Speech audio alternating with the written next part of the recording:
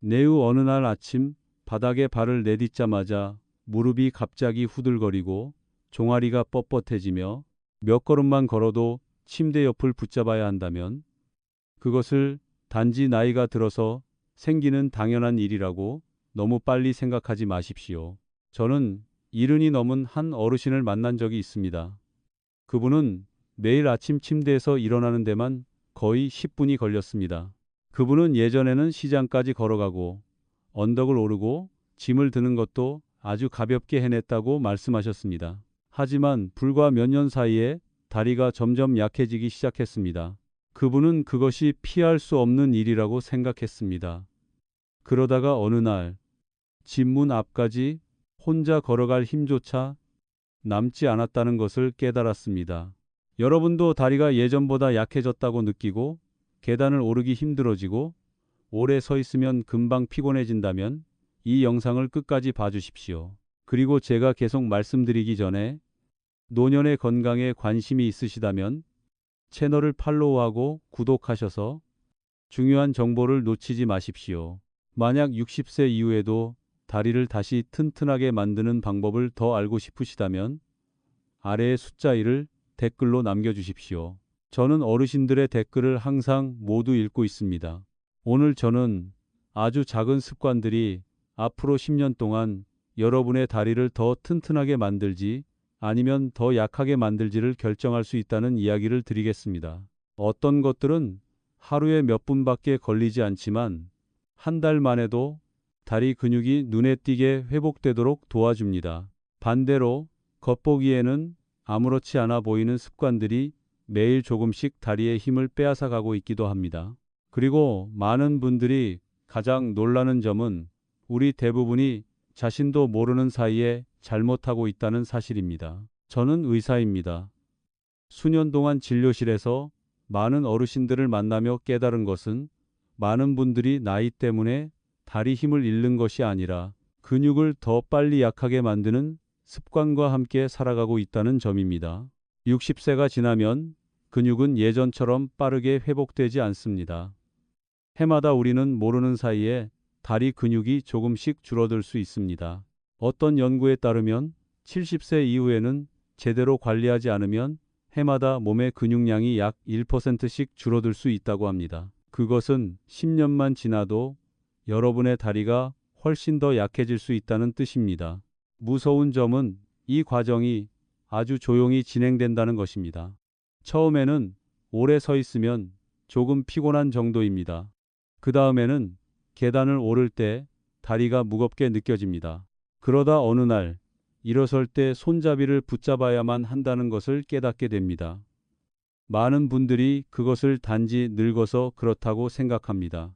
하지만 사실 대부분의 원인은 우리가 먹는 방식, 앉아 있는 방식, 그리고 하루를 시작하는 방식에 있습니다. 어떤 분은 단백질을 너무 적게 드십니다. 어떤 분은 하루 종일 한 자리에만 앉아 계십니다. 또 어떤 분은 매일 밤 너무 늦게 식사를 하십니다. 그런 작아 보이는 것들이 사실은 여러분의 다리 근육을 조용히 빼앗아 가고 있는 것입니다. 의학에서는 이런 상태를 노화에 따른 근육 감소라고 부릅니다. 이것은 마치 조용한 도둑과도 같습니다. 처음에는 아무것도 보이지 않습니다. 하지만 깨닫게 되었을 때는 이미 다리가 약해져 있고 균형을 잃기 쉬워지고 넘어지기 쉬워집니다. 그리고 단 한 번의 넘어짐만으로도 삶은 완전히 달라질 수 있습니다. 하지만 좋은 소식이 있습니다. 근육은 여러분이 60세가 넘었든 70세가 넘었든 심지어 80세가 넘었든 다시 회복될 수 있습니다. 근육은 뼈와 다르기 때문입니다. 근육은 계속해서 무너졌다가 다시 만들어지는 조직입니다. 여러분이 근육에 올바른 조건만 주면 근육은 다시 강해지기 시작합니다. 제가 환자분들께 가장 먼저 늘 권하는 것은 아침에 눈을 뜬 직후에 몇 분을 꼭 주의하라는 것입니다. 많은 어르신들이 눈을 뜨자마자 바로 침대에서 내려옵니다. 하지만 그때가 오히려 다리 근육이 가장 굳어 있고 혈액순환이 가장 느리며 하루 중 넘어질 위험이 가장 높은 시간입니다. 밤에 우리가 잠을 자는 동안 근육은 거의 움직이지 않습니다. 혈액순환도 느려집니다. 관절과 종아리는 더 뻣뻣해집니다. 그래서 너무 빨리 일어나면 무릎은 힘이 없고 허벅지는 몸을 지탱할 만큼 충분한 힘이 없어 다리가 쉽게 꺾일 수 있습니다. 저는 순이라는 이름의 한 할머니를 만난 적이 있습니다. 그분은 매일 아침 다리에 힘이 하나도 없는 것처럼 느껴진다고 말씀하셨습니다. 침대에서 막 내려서기만 하면 무릎이 아프고 다리가 떨린다고 하셨습니다. 그래서 넘어질까봐 너무 두려워하셨습니다. 저는 그분께 너무 서둘러 일어나지 마시라고 말씀드렸습니다. 대신 매일 아침 딱 3분만 써서 다리를 깨워 보시라고 했습니다. 먼저 침대 가장자리에 앉으십시오. 그리고 발끝을 천천히 위아래로 약 20번 움직이십시오. 이 동작은 종아리가 펌프처럼 움직이게 하여 혈액이 다시 순환되도록 도와줍니다. 그 다음에는 무릎을 하나씩 부드럽게 들어 올리십시오. 양쪽 다리 각각 약 10번씩 하시면 됩니다. 이 동작은 허벅지 앞쪽 근육을 깨워주어 일어설 때 다리가 더 안정적으로 느껴지게 합니다. 마지막으로 두 손을 무릎 위에 올리고 다리를 천천히 펴면서 허벅지 안쪽을 몇 초 동안 가볍게 늘려주십시오. 아주 간단한 세 가지 동작뿐입니다. 도구도 필요 없습니다. 힘들게 운동할 필요도 없습니다. 하지만 그 차이는 매우 큽니다. 한 달 후 순이 할머니는 다시 저를 찾아오셨습니다. 진료실로 들어오시자마자 환하게 웃으셨습니다. 그리고 이렇게 말씀하셨습니다. 이제는 아침마다 다리가 훨씬 가볍게 느껴져요. 더 이상 침대에서 내려오는 것이 무섭지 않아요. 그것은 기적이 아니었습니다. 다만 몸 전체를 지탱해야 하기 전에 다리가 미리 준비되었기 때문입니다. 어떤 의사들은 이런 몇 가지 스트레칭 동작만으로는 근육이 더 강해질 수 없다고 생각합니다. 하지만 또 많은 재활의학과 의사들은 아침 스트레칭이 혈액순환을 높이고 근육이 영양분을 더 잘 흡수하도록 도우며 넘어질 위험을 줄여준다고 믿고 있습니다. 저는 두 가지 모두 맞다고 생각합니다. 스트레칭 동작 자체가 당장 근육을 크게 만들지는 못합니다. 하지만 근육이 더 강해질 수 있는 조건을 만들어줍니다. 마치 씨앗을 뿌리기 전에 땅을 먼저 부드럽게 만드는 것과 같습니다. 그러니 내일 아침 눈을 뜨면 바로 침대에서 내려오지 마십시오. 여러분의 다리를 위해 3분만 써주십시오. 단 3분이면 됩니다. 때로는 스스로 안정적으로 걸을 수 있는 사람과 다른 사람에게 의지해야 하는 사람의 차이가 바로 아침의 첫 순간에서 시작되기 때문입니다. 그리고 다리가 깨어난 뒤에는 다리 근육이 더 강해질지 그렇지 않을지를 결정하는 다음 요소가 바로 아침 식사입니다. 대부분의 사람들은 그저 배부르게만 먹으면 된다고 생각합니다. 하지만 사실 더 중요한 것은 무엇을 먹느냐, 그리고 언제 먹느냐입니다. 많은 노인분들은 아침에 대충 식사하는 습관이 있습니다. 커피 한 잔, 빵 한 조각, 때로는 묽은 죽, 조금이나 몇 개의 달콤한 과자만 먹습니다.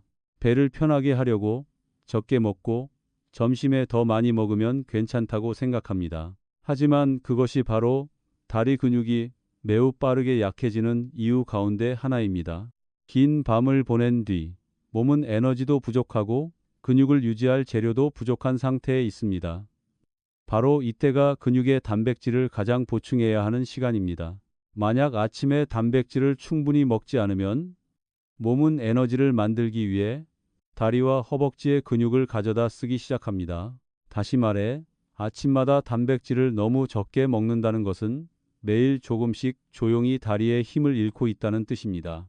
저는 예전에 민수라는 68살의 한 어르신을 만난 적이 있습니다. 그분은 아침으로 빵과 커피를 먹는 것을 아주 좋아했습니다. 그렇게 먹으면 빠르고 소화도 잘 된다고 말씀하셨습니다. 하지만 매일 걷기를 하고 있었음에도 다리는 점점 약해졌습니다. 계단 몇 개만 올라가도 숨이 차고 조금만 오래 서 있어도 허벅지가 떨렸습니다. 검사를 해보니 그분의 허벅지 근육량이 눈에 띄게 줄어든 것을 확인할 수 있었습니다. 저는 그분에게 엄격한 식이요법을 하거나 지나치게 운동하라고 하지 않았습니다. 저는 단지 아주 작은 한 가지를 바꾸라고 말씀드렸습니다. 아침마다 빵만 먹지 말고 삶은 달걀 한 개와 두유 한 잔 또는 무가당 요거트 한 통을 더 드시라고 했습니다. 그분은 그대로 8주 동안 실천했습니다. 다시 오셨을 때 저에게 이런 말을 하셨습니다. 저는 그 말을 아직도 잊지 못합니다. 달걀 하나만 더 먹었을 뿐인데 다리가 이렇게 달라질 줄은 몰랐습니다. 사실 중요한 것은 단순히 단백질을 먹는 것이 아니라 제때 단백질을 먹는 것입니다. 많은 연구에 따르면 60살 이후에는 몸이 저녁보다 아침에 단백질을 훨씬 더 효율적으로 흡수합니다. 같은 양의 단백질이라도 아침에 먹으면 근육이 그것을 더 잘 사용해서 회복하고 다시 만들어냅니다. 반대로 저녁이 되어서야 고기와 생선을 많이 먹으면 몸은 그것을 다 사용하지 못합니다. 일부는 에너지로 태워지고 다른 일부는 지방으로 바뀔 수 있습니다. 저는 환자분들께 자주 이렇게 말씀드립니다. 근육은 마치 불꽃과 같습니다. 아침은 불을 붙이는 시간입니다. 처음부터 장작을 넣지 않으면 불은 하루 종일 점점 약해질 수밖에 없습니다. 너무 많이 드실 필요는 없습니다. 아침 식사에 다음 가운데 하나만 있으면 됩니다. 달걀 한 개, 두유 한 잔, 두부 반모, 요거트 한 통, 또는 조금의 생선이나 부드러운 고기입니다.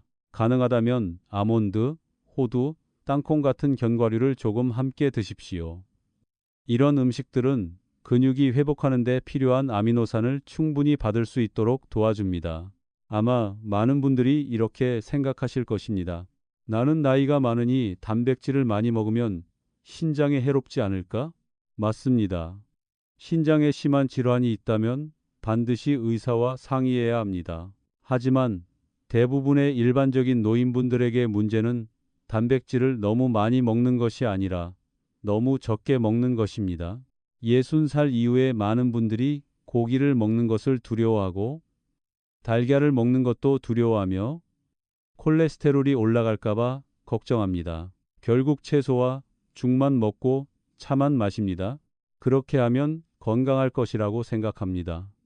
하지만 몇 년이 지나면 다리 근육은 약해지고 걷는 것도 불안정해지고 쉽게 넘어지게 됩니다. 그때가 되어서야 몸이 아주 오래전부터 영양이 부족했다는 사실을 깨닫게 됩니다. 흥미로운 점은 전문가들 사이에서도 아직 의견이 갈린다는 것입니다. 어떤 사람들은 하루 전체의 단백질 총량이 가장 중요하다고 말합니다. 또 다른 사람들은 아침 식사가 가장 중요한 시간이라고 믿습니다. 저는 둘 다 맞다고 생각합니다. 하지만 가장 중요한 시간을 하나만 고르라고 한다면 저는 언제나 아침을 선택합니다. 왜냐하면 그때가 바로 몸이 가장 간절하게 영양을 기다리고 있는 시간이기 때문입니다. 아침 식사를 바꾼 뒤에 제가 환자분들께 다음으로 가장 자주 권하는 것은 아주 가볍게라도 움직이기 시작하는 것입니다. 많은 분들이 저에게 이렇게 말씀하십니다. 운동이 좋은 건 알지만 다리가 아프고 무릎이 약해서 걸을 수가 없으면 어떻게 해야 합니까? 만약 지금 여러분도 그렇게 생각하고 계시다면 저는 여러분께 말씀드리고 싶습니다. 멀리 걸을 필요도 없고 힘든 운동을 할 필요도 없습니다. 여러분에게 필요한 것은 다리 근육을 깨워줄 만큼 충분히 가볍고 그러나 더 아프게 만들지 않을 만큼 충분히 안전한 움직임입니다. 그래서 저는 노인분들께 의자를 이용한 운동을 아주 자주 알려드립니다. 집안의 의자는 단지 앉기 위한 물건이 아닙니다. 방법만 알면 그것은 다리의 힘을 되찾게 해주는 도구가 될 수 있습니다. 하루에 단 7분이면 됩니다. 첫 번째 동작은 의자에 앉았다가 일어나는 것입니다. 튼튼한 의자를 하나 고르십시오. 천천히 앉았다가 아주 천천히 일어나십시오. 완전히 곧게 설 필요는 없습니다. 무릎이 거의 펴질 정도까지만 하면 됩니다. 처음에는 5번만 해도 괜찮습니다. 그 다음에는 10번, 15번으로 조금씩 늘려가십시오. 이 동작은 허벅지 앞쪽 근육을 더 강하게 만들어줍니다. 그리고 바로 그 허벅지 앞 근육이 침대에서 일어나고 계단을 오르며 걸을 때 균형을 유지하게 해주는 근육입니다. 저는 예전에 미자라는 72살의 한 할머니를 만난 적이 있습니다. 그분은 의자에서 일어날 때마다 두 손으로 아주 세게 짚어야만 겨우 일어날 수 있다고 말씀하셨습니다. 저는 그분께 매일 5번씩 앉았다 일어나는 연습을 하시라고 말씀드렸습니다. 처음 2주는 아주 천천히 하셨습니다. 하지만 한 달이 지나자 그분은 전보다 훨씬 덜 의지하고도 일어날 수 있게 되었다고 말씀하셨습니다. 두 번째 동작은 의자에 앉은 채로 한쪽 다리씩 앞으로 뻗는 것입니다. 약 5초 동안 유지한 뒤 내립니다. 양쪽 다리를 각각 10번씩 하십시오. 이 동작은 무릎 주변의 근육을 강하게 만들어줍니다. 무릎 주변 근육이 강해지면 걷는 것이 덜 아프고 다리 떨림도 줄어드는 것을 느끼게 될 것입니다. 세 번째 동작은 아주 간단합니다. 계속 의자에 앉은 상태에서 발바닥을 바닥에 두고 뒤꿈치를 들어 올렸다가 몇 초 유지한 뒤 내립니다. 약 20번 정도 하십시오. 많은 분들이 잘 모르지만 종아리는 다리의 피를 심장으로 다시 보내는 펌프와 같습니다. 종아리가 약해지면 다리는 쉽게 피곤해지고 쉽게 붓고 금방 힘이 빠집니다. 매일 몇 분만 뒤꿈치를 들어 올리는 운동을 해도 다리가 더 따뜻해지고 걷는 것이 더 가벼워지며 하루가 끝났을 때 덜 피곤하다는 것을 느끼게 될 것입니다. 어떤 분들은 의자 운동이 너무 가벼워서 효과가 없다고 생각합니다. 맞습니다. 젊은 사람에게는 이런 동작이 충분하지 않을 수 있습니다. 하지만 60살이 넘은 분들에게 가장 중요한 것은 강하게 운동하는 것이 아니라 꾸준하고 안전하게 하는 것입니다. 근육은 여러분을 지치게 만드는 운동을 필요로 하지 않습니다. 근육은 단지 매일 자신이 아직도 필요하다는 것을 다시 알려주는 것이 필요합니다. 만약 매일 7분을 다리에 투자한다면 몸은 조금씩 변하기 시작할 것입니다. 처음에는 일어나는 것이 더 쉬워질 것입니다. 그 다음에는 오래 걸어도 덜 피곤해질 것입니다. 그리고 어느 날 더 이상 계단이 그렇게 두렵지 않다는 것을 깨닫게 될 것입니다.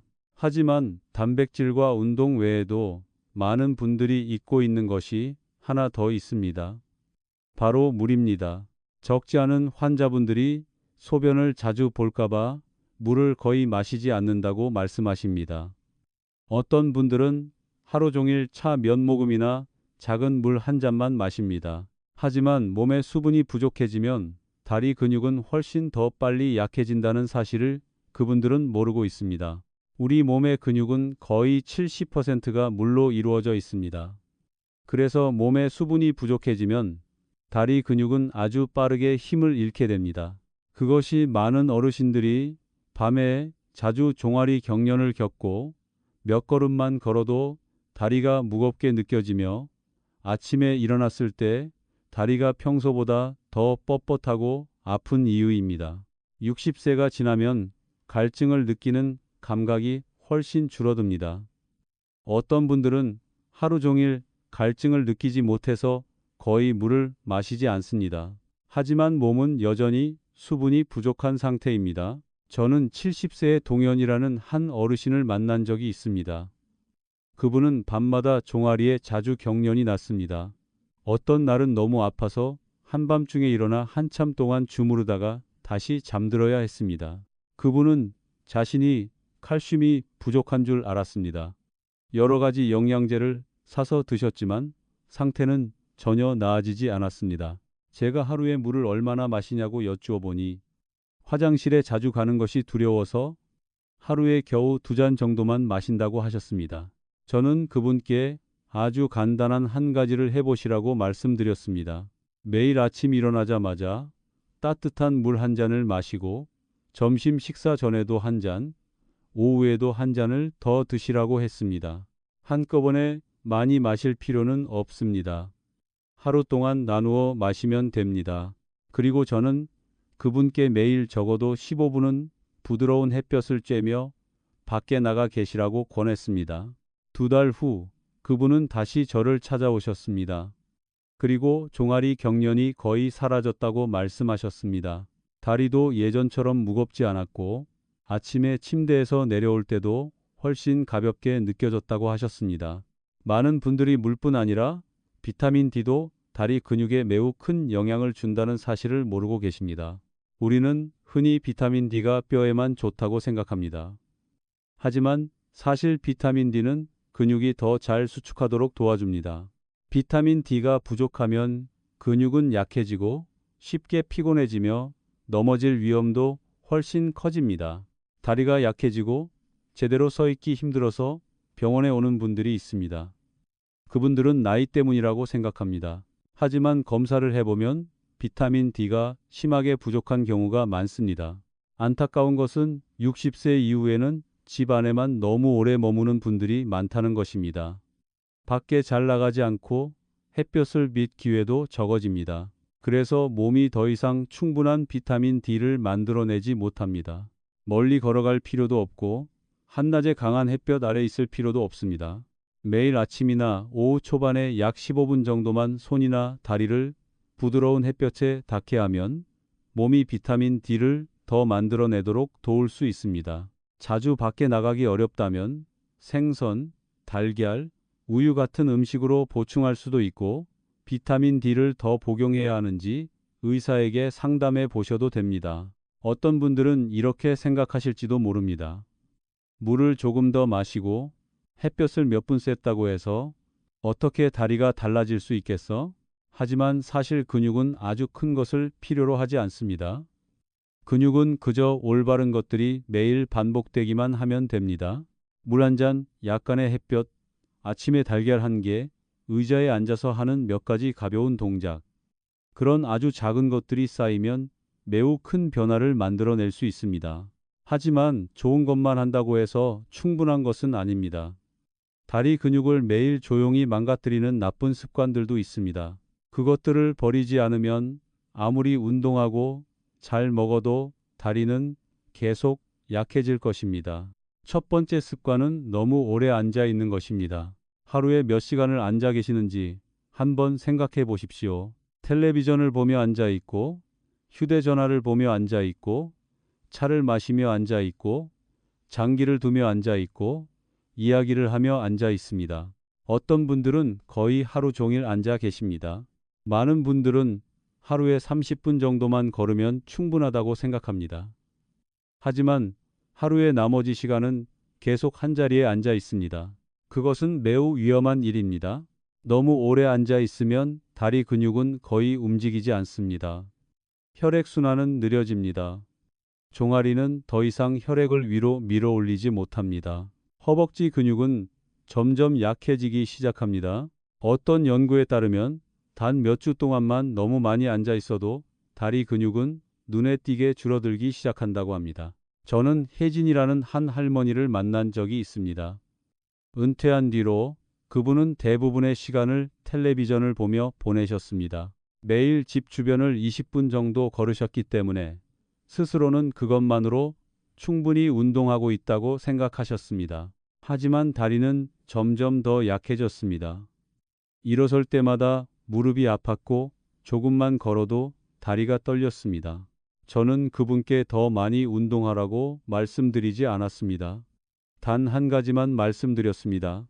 30분마다 2분씩 일어나시라고요. 멀리 갈 필요는 없습니다. 그냥 일어나서 집 안을 몇 바퀴 걷거나 의자를 붙잡고 발 뒤꿈치를 몇 번 들어 올리기만 하면 됩니다. 한 달 후 그분은 다리가 훨씬 덜 무겁다고 말씀하셨습니다. 그리고 가장 놀랐던 것은 더 많이 운동한 것이 아니라 단지 너무 오래 계속 앉아 있지 않았을 뿐이라는 사실이었습니다. 그래서 저는 항상 환자분들께 너무 오래 앉아 있는 것은 생각보다 훨씬 더 위험하다고 말씀드립니다.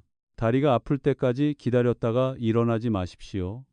하루 종일 다리 근육이 조금씩 계속 움직이도록 만들어 주십시오. 지금 이 영상을 앉아서 보고 계시다면 시계를 한번 보십시오. 얼마나 오래 앉아 계셨습니까? 이미 30분이 넘었다면 잠깐이라도 일어나 보십시오. 몇 걸음만 걸어도 다리 근육이 다시 깨어나는데 충분합니다. 두 번째 나쁜 습관은 단 음식을 너무 많이 먹는 것입니다. 많은 어르신들은 더 이상 고기나 기름진 음식을 많이 드시지 않습니다. 하지만 밀크티를 마시고 빵을 먹고 탄산음료를 마시고 사탕이나 과자를 먹고 설탕을 아주 많이 넣은 커피를 마십니다. 적게 먹으니까 괜찮다고 생각합니다. 하지만 당분은 다리 근육을 가장 빨리 약하게 만드는 것 중 하나입니다. 당분을 너무 많이 먹으면 혈당이 아주 빠르게 올라갑니다. 그러면 몸은 그 혈당을 낮추기 위해 많은 인슐린을 분비해야 합니다. 문제는 이런 일이 자주 반복되면 몸은 근육을 키우는 것보다 지방을 저장하는 것을 더 우선하게 된다는 것입니다. 근육은 단백질을 이용해 스스로 회복하는 능력을 점점 잃게 됩니다. 쉽게 말하면 여러분은 여전히 먹고 있지만 다리 근육은 더 이상 필요한 영양을 제대로 받지 못하게 되는 것입니다. 저는 연옥이라는 한 할머니를 만난 적이 있습니다. 그분은 많이 먹지 않았지만 매일 아주 달콤한 밀크 커피를 2잔 마시고 오후마다 빵을 드셨습니다. 그분은 예전보다 훨씬 적게 먹는데도 다리는 점점 약해지고 몸은 쉽게 피곤해진다고 말씀하셨습니다. 검사를 해보니 그분의 혈당은 이미 많이 올라가 있었고 허벅지 근육도 상당히 줄어들어 있었습니다. 저는 그분께 좋아하는 것을 완전히 끊을 필요는 없다고 말씀드렸습니다. 다만 조금씩 줄이면 됩니다. 설탕을 덜 넣은 커피 한 잔, 빵 2개 대신 작은 빵 하나, 달콤한 빵 대신 고구마, 견과류 또는 요구르트로 바꾸는 것입니다. 2달 후 그분은 다리가 덜 피곤하고 시장에 갈 때도 예전처럼 여러 번 멈추지 않아도 된다고 말씀하셨습니다. 많은 분들이 저에게 묻습니다. 그럼 이제부터는 단 음식을 아예 먹으면 안 되나요? 아닙니다. 중요한 것은 완전히 금지하는 것이 아닙니다. 중요한 것은 그것을 매일의 습관으로 만들지 않는 것입니다. 주말에 케이크 한 조각을 먹는다고 해서 다리 근육이 약해지는 것은 아닙니다. 하지만 매일 단 것을 먹으면 몸은 점점 근육을 유지하는 능력을 잃게 됩니다. 또 하나, 아주 많은 분들이 가지고 있지만 거의 알아차리지 못하는 습관이 있습니다. 바로 밤에, 특히 9시 이후에 너무 많이 먹는 것입니다. 낮에는 거의 먹지 않습니다. 하지만 저녁이 되면 아주 많이 먹습니다.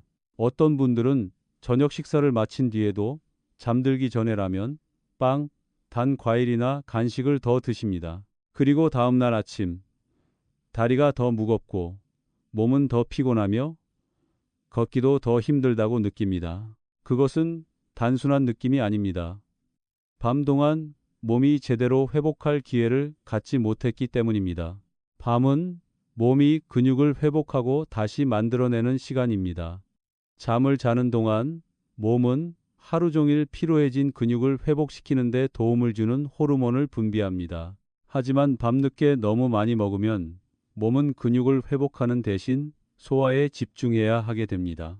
그래서 늦은 저녁을 자주 먹는 많은 분들이 다음날 아침 다리가 더 무겁고 무릎이 더 뻣뻣하며 몸이 더 나른하다고 느끼는 것입니다. 저는 재민이라는 한 어르신을 만난 적이 있습니다. 그분은 매일 밤 잠들기 전에 라면 한 그릇이나 빵 몇 조각을 더 먹는 습관이 있었습니다. 그분은 먹지 않으면 배가 고프고 잠이 잘 오지 않는다고 말씀하셨습니다. 하지만 그분은 또한 아침마다 다리가 아주 무겁다고 자주 호소하시던 분이기도 했습니다. 몇 걸음만 걸어도 금방 피곤하다고 하셨습니다. 저는 그분께 완전히 굶으라고 하지는 않았습니다. 다만 저녁에 정말 배가 고프다면 다른 것을 선택하시라고 말씀드렸습니다. 라면이나 단빵 대신 삶은 달걀 1개, 무가당 두유 1잔, 무가당 요구르트 조금 또는 작은 두부 1조각을 드셔보시라고 했습니다. 이런 음식들은 혈당을 급격하게 올리지 않고 몸이 소화하느라 너무 힘들어지게 만들지도 않지만 배고픔을 막기에는 충분합니다. 약 6주 후 재민 어르신은 잠이 더 잘 오고 아침에 일어났을 때 다리가 더 가벼우며 특히 허벅지의 피로감이 아주 많이 줄었다고 말씀하셨습니다. 저는 항상 제 환자분들께 저녁은 많이 먹는 시간이 아니라고 말씀드립니다. 저녁은 몸이 쉬고 회복하는 시간입니다. 이 시간에 너무 많이 먹으면 특히 탄수화물이나 단 음식, 기름에 튀긴 음식을 많이 먹으면 몸은 지방을 더 많이 쌓게 되고 근육은 오히려 더 약해집니다. 하지만 또 한 가지가 있습니다. 아주 작은 것이지만 많은 분들이 알아차리지 못하는 부분입니다. 어떤 분들은 식사도 꽤 잘하고 규칙적으로 움직이기도 하는데 여전히 다리가 약하고 무릎이 아프고 다리 근육의 균형도 맞지 않습니다. 그 원인은 바로 매일 반복하는 익숙한 자세에 있습니다. 어떤 분은 서 있을 때마다 몸무게를 한쪽 다리에만 전부 싣습니다. 어떤 분은 앉기만 하면 다리를 꼬고 앉습니다. 또 어떤 분은 쪼그려 앉거나 무릎을 꿇은 자세를 너무 오래 유지합니다. 이런 행동들은 겉으로 보기에는 아무렇지 않아 보입니다. 하지만 여러 해 동안 매일 반복되면 다리 근육의 균형을 무너뜨리게 됩니다. 저는 은정이라는 한 할머니를 만난 적이 있습니다. 그분은 그렇게 서 있는 것이 더 편하다고 느껴서 항상 몸을 왼쪽 다리에 기대고 서 계셨습니다. 그리고 오랫동안 그렇게 서 계셨지만 본인은 전혀 알아차리지 못하셨습니다. 그 결과 왼쪽 다리의 근육과 관절에는 너무 많은 압력이 가해졌습니다. 왼쪽 다리는 점점 더 아파졌고 오른쪽 다리는 잘 사용하지 않게 되면서 점점 약해졌습니다. 걸을 때 걸음이 점점 고르지 않게 되었습니다. 무릎 통증도 더 심해졌습니다. 심지어 균형을 잃어 넘어질 뻔한 적도 있었습니다. 저는 그분께 아주 간단한 한 가지를 연습해 보시라고 말씀드렸습니다. 서 있을 때마다 양쪽 다리에 무게를 고르게 싣는 것을 의식해 보시라고 했습니다. 앉을 때는 다리를 너무 오래 꼬지 말고 바닥에 앉아야 할 때는 무릎을 꿇거나 무릎을 지나치게 접은 자세를 너무 오래 하지 말라고 말씀드렸습니다. 몇 주 후 그분은 무릎 통증이 눈에 띄게 줄었다고 말씀하셨습니다. 그것은 때로는 운동이 부족해서가 아니라 매일 자신도 모르게 다리를 잘못된 방식으로 쓰고 있기 때문이라는 것을 보여줍니다. 또 다른 한 어르신은 성우라는 분이었습니다. 그분은 텔레비전을 볼 때 다리를 꼬고 앉는 습관이 있었습니다. 그렇게 앉아야 더 편하다고 하셨습니다. 하지만 검사를 해보니 한쪽 다리가 다른 쪽보다 훨씬 더 약해져 있었습니다. 일어설 때 몸이 약간 한쪽으로 기울었고 걸음걸이도 불안정했습니다. 저는 그분께 한 달 동안 다리 꼬는 습관을 끊어보시라고 했습니다. 그리고 동시에 매일 몇 분씩 양발에 고르게 힘을 주고 서 있는 연습을 하시라고 했습니다. 한 달 후 그분은 다리가 훨씬 더 안정적이라고 말씀하셨습니다. 예전처럼 한쪽 다리는 강하고 다른 쪽 다리는 약하다는 느낌도 더 이상 없다고 하셨습니다. 때로는 단 하나의 잘못된 자세가 반복되는 것만으로도 다리를 약하게 만들기에 충분합니다. 그러니 오늘부터는 여러분이 서 있는 방식, 앉아 있는 방식, 그리고 다리에 체중을 싣는 방식을 한번 의식해 보시기 바랍니다. 지금 앉아 계시다면 두 발을 바닥에 고르게 내려놓아 보십시오. 지금 서 계시다면 몸을 한쪽으로만 기울이고 있지는 않은지 살펴보십시오. 이것들은 아주 작은 변화입니다. 하지만 바로 그런 작은 것들이 앞으로 몇 년 동안 여러분의 다리가 더 튼튼해질지 아니면 더 약해질지를 결정하게 됩니다. 저는 72세의 해숙이라는 한 할머니를 아주 또렷이 기억합니다. 처음 저를 찾아오셨을 때 그분은 언젠가 혼자 힘으로 시장에 갈 수 없게 될까봐 두렵다고 눈물을 흘리며 말씀하셨습니다. 그분은 원래 매우 활동적인 사람이었습니다. 하지만 70세를 넘긴 지 몇 년 되지 않아 다리가 아주 빠르게 약해졌습니다. 짧은 거리를 걸어도 다리가 떨렸고 버스에 올라탈 때마다 아주 꽉 붙잡아야 했습니다. 그분은 이제는 너무 늙어서 바꿀 수 없다고 생각하셨습니다. 하지만 저는 딱 한 달만 해보시라고 말씀드렸습니다. 매일 아침 눈을 뜨면 침대에서 내려오기 전에 3분 동안 발목과 무릎을 움직이시라고 했습니다. 아침 식사에는 달걀 1개와 두유 1잔을 더하시라고 했습니다. 매일 의자를 이용해 7분 동안 운동하셨습니다. 그 이상은 아니었습니다.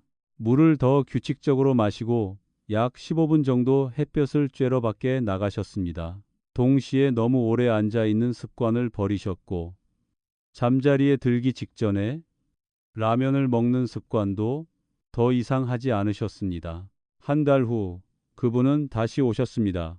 가장 먼저 달라진 것은 검사 결과가 아니었습니다. 그분 얼굴에 미소였습니다. 그분은 저에게 이렇게 말씀하셨습니다. 이제 저는 다시 혼자 시장에 갈 수 있어요. 일어설 때마다 다리가 떨리는 느낌도 쿵쿵쿵쿵 있어요. 이것이 제가 오늘 여러분께 가장 꼭 기억해 주셨으면 하는 내용입니다. 다리는 단지 나이 때문에만 약해지는 것이 아닙니다. 다리는 매일 반복되는 습관 때문에 약해집니다. 그리고 바로 그 습관들이 다리를 다시 튼튼하게 만들 수도 있습니다. 아침에 3분 움직임, 단백질이 더해진 아침 식사, 의자를 이용한 7분 운동, 충분한 물, 약간의 햇볕, 30분마다 한 번씩 일어나기, 단 음식 줄이기, 저녁은 더 가볍게 먹기, 올바르게 앉고 올바르게 서기, 여러 가지를 한꺼번에 다 할 필요는 없습니다. 단 하나만 시작하시면 됩니다. 어쩌면 내일 아침 침대에서 내려오기 전에 먼저 발목을 움직이게 될지도 모릅니다. 또는 내일 아침 식사에 달걀 한 개를 더하게 될 수도 있습니다. 작은 변화 하나만으로도 건강한 다리를 되찾는 첫걸음이 될 수 있습니다. 60세가 넘은 많은 분들은 다리가 약해지는 것은 피할 수 없는 일이라고 생각합니다. 이제 나이가 들었고 관절과 뼈는 닳았으며 근육은 더 이상 다시 강해질 수 없다고 생각합니다. 하지만 알하기가는 몸은 아직도 변할 수 있다는 것입니다. 단지 몸에게 한 번의 기회를 주기만 하면 됩니다. 저는 74세의 영수라는 한 어르신을 만난 적이 있습니다. 그분은 아내를 잃은 뒤 혼자 살고 계셨습니다. 그날 이후로 그분은 거의 자신을 돌보지 않게 되었습니다. 매일 텔레비전 앞에만 앉아 계셨고 식사도 대충 하셨으며 밖에도 거의 나가지 않으셨습니다. 그분은 저에게 다리가 점점 약해지고 있다고 말씀하셨습니다. 의자에서 일어날 때만 해도 무릎이 아프고 몇 분만 걸어도 금방 피곤해진다고 하셨습니다. 넘어질까봐 두려워서 밖에 나가는 것조차 무서워지기 시작했다고 하셨습니다. 제가 하루에 몇 걸음 정도 걷는지 여쭈어 보았을 때 그분은 씁쓸하게 웃으며 하루 종일 걸어도 100걸음이 채 안 될 때가 있다고 말씀하셨습니다. 이것은 아주 많은 어르신들에게 일어나는 일입니다. 그분들이 게으른 것이 아닙니다. 아플까봐, 피곤할까봐, 넘어질까봐 두려운 것입니다.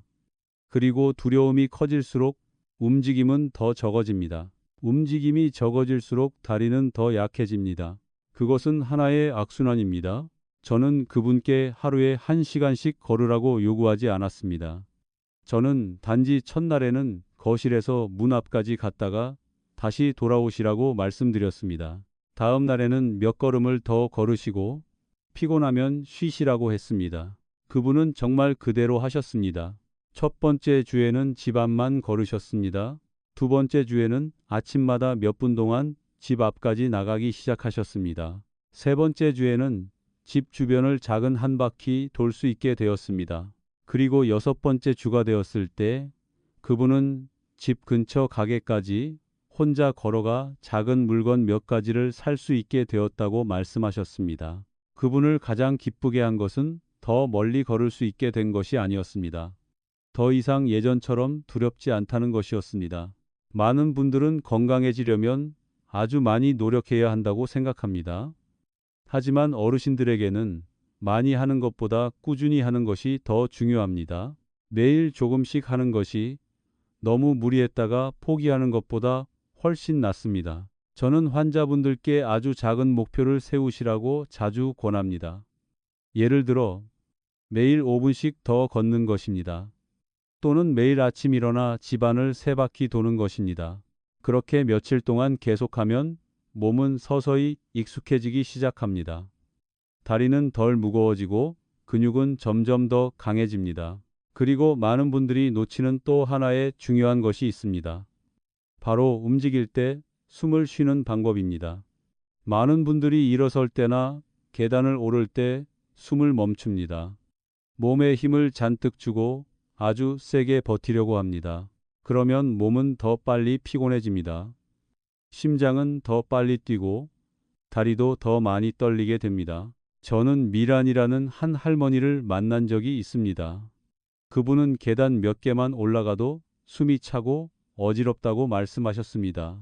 제가 지켜보니 그분은 계단을 오를 때마다 항상 숨을 참고 계셨습니다.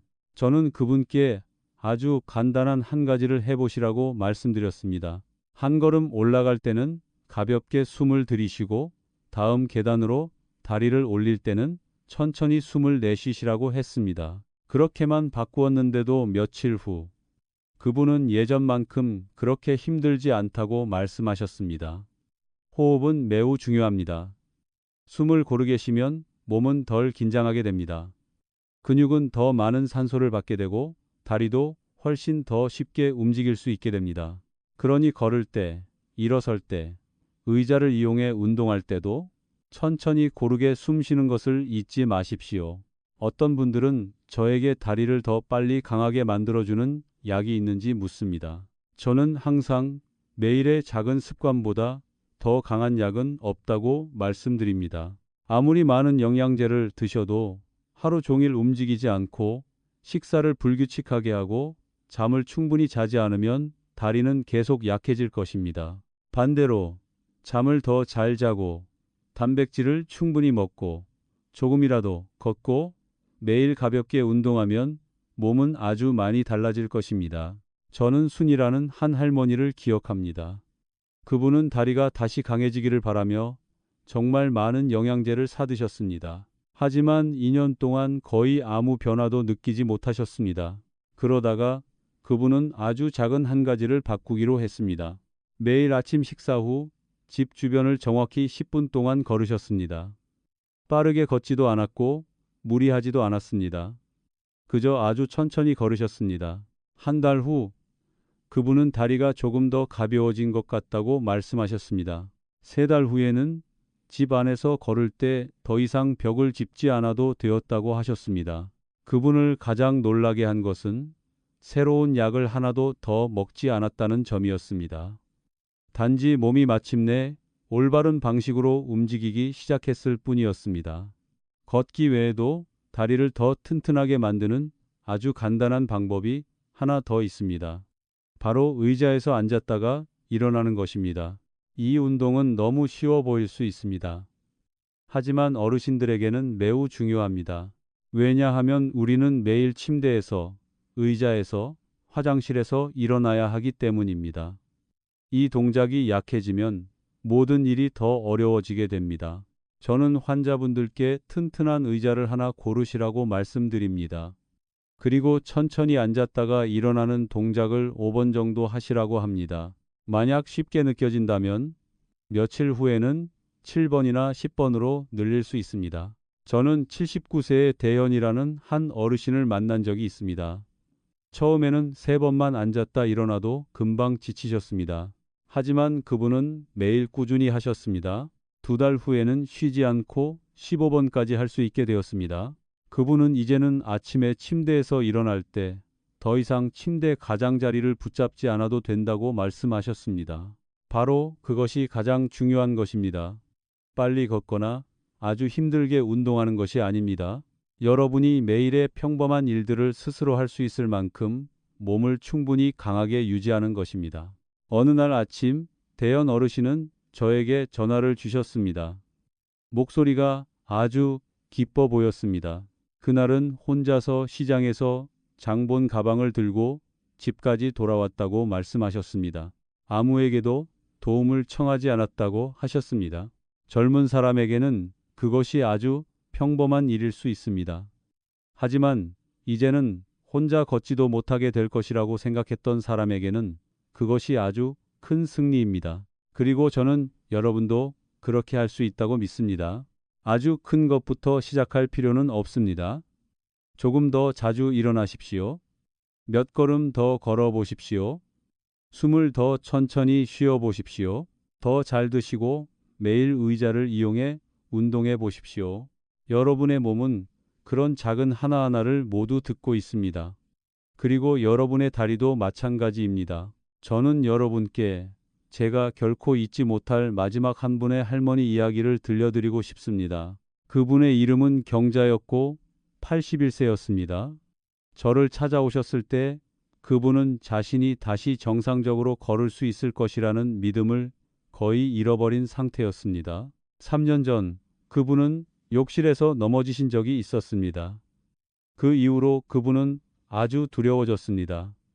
상처는 이미 다 나았지만 두려움은 여전히 남아 있었습니다. 그분은 멀리 가는 것도 두려워하셨고 빨리 걷는 것도 두려워하셨습니다. 밖에 나가야 할 때마다 늘 불안해하셨습니다. 그분의 아들은 예전에 어머니는 공원에 가는 것을 아주 좋아했고 시장에 가는 것도 좋아했으며 이웃집에 가서 이야기를 나누는 것도 좋아했다고 말했습니다. 하지만 그 사고 이후로 그분은 집 안에만 계셨습니다. 집 안에만 있을수록 다리는 더 약해졌습니다. 다리가 더 약해질수록 그분은 더 두려워졌습니다. 이것이 바로 아주 많은 어르신들이 겪고 있는 일입니다. 몸이 그분들을 붙잡고 있는 것이 아닙니다. 두려움이 붙잡고 있는 것입니다. 저는 그분을 탓하지 않았습니다. 저는 단지 우리 아주 천천히 시작해 봅시다 라고 말씀드렸습니다. 첫날에는 식탁 옆에 서서 식탁을 붙잡은 채 1분 동안 서 계시라고 했습니다. 둘째 날에는 방 안에서 5걸음을 걸으셨습니다. 셋째 날에는 10걸음을 걸으셨습니다. 그분은 너무 무섭다고 말씀하셨습니다.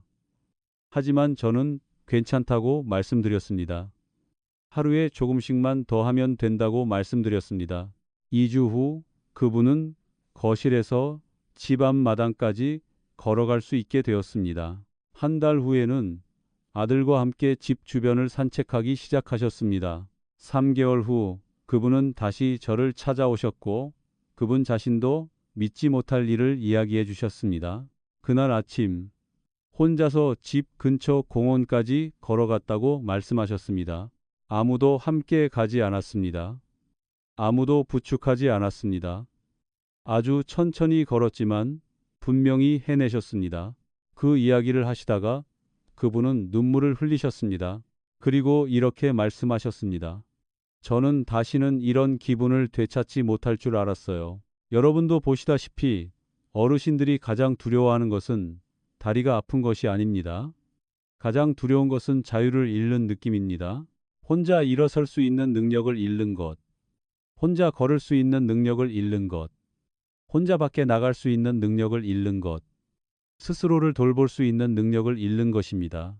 하지만 아주 많은 경우에 몸은 여러분이 생각하는 것보다 훨씬 더 강합니다. 단지 시간이 필요할 뿐입니다. 60세 이후에는 며칠 만에 몸이 달라질 것이라고 기대할 수는 없습니다. 하지만 한 달, 2달, 3달을 꾸준히 해나가면 여러분은 놀라운 변화를 보게 될 것입니다. 처음에는 일어나는 것이 더 쉬워집니다. 그 다음에는 걷는 것이 더 안정됩니다. 그리고 나면 계단을 오를 때마다 느끼던 두려움도 사라집니다. 그리고 어느 날 여러분은 이미 잃어버렸다고 생각했던 것들을 다시 할 수 있다는 것을 깨닫게 됩니다. 혼자 시장에 가는 것, 혼자 산책하는 것, 혼자 공원에 가는 것, 스스로 자신의 삶을 돌보는 것. 저는 지금 이 순간 여러분이 앉아 계시면서 스스로 너무 늙었다고 생각하고 계실 수도 있다는 것을 압니다. 또는 다리가 너무 오랫동안 약했기 때문에 이제는 늦었다고 생각하고 계실 수도 있습니다. 하지만 제발 너무 빨리 포기하지 마십시오. 왜냐하면 저는 그렇게 생각했던 많은 분들을 만나보았기 때문입니다. 76세의 한 어르신은 한때 버스에 오르지 못하셨습니다. 하지만 2달 후에는 혼자 친구를 만나러 갈 수 있게 되셨습니다. 73세의 한 할머니는 집 안을 걸을 때 벽을 짚어야만 했습니다. 하지만 몇 달 후에는 매일 아침 산책을 하실 수 있게 되셨습니다. 80세의 한 남성은 남은 평생을 한자리에 앉아서 보내야 할 것이라고 생각했습니다. 하지만 결국에는 집 뒤의 작은 정원을 스스로 돌볼 수 있게 되셨습니다. 차이를 만들어낸 것은 나이가 아니었습니다. 그분들이 시작했다는 사실이었습니다. 그분들은 매일 아침 몇 분 동안 움직이는 것부터 시작했습니다. 그분들은 더 잘 먹는 것부터 시작했습니다. 그분들은 30분마다 한 번씩 일어나는 것부터 시작했습니다. 그분들은 자신의 몸이 아직도 변할 수 있다고 믿는 것부터 시작했습니다. 그리고 오늘 저는 여러분도 그렇게 시작하시기를 바랍니다. 이 영상을 다 보신 뒤에는 더 이상 가만히 앉아 계시지 마십시오. 한번 일어나 보십시오. 발목을 몇 번 움직여 보십시오. 집안을 몇 걸음 걸어 보십시오. 물 한 잔을 마셔 보십시오. 내일은 아침 식사에 달걀 한 개나 두유 한 잔을 더해 보십시오. 모레는 5분 더 걸어 보십시오. 완벽하게 할 필요는 없습니다. 여러분은 그저 시작만 하시면 됩니다. 건강한 다리는 하룻밤 사이에 돌아오지 않습니다. 하지만 여러분이 매일 몸에 한 번의 기회를 준다면 반드시 다시 돌아올 것입니다. 앞으로도 오랫동안 혼자 걷고 스스로를 돌보고 자신의 삶을 살아가고 싶으시다면 다리가 더 약해질 때까지 기다리지 마십시오. 오늘부터 시작하십시오. 그리고 이 이야기가 도움이 되었다면 좋아요를 누르고 채널을 구독해 주십시오. 60세 이상의 분들을 위한 다음 영상들을 놓치지 않으실 수 있습니다.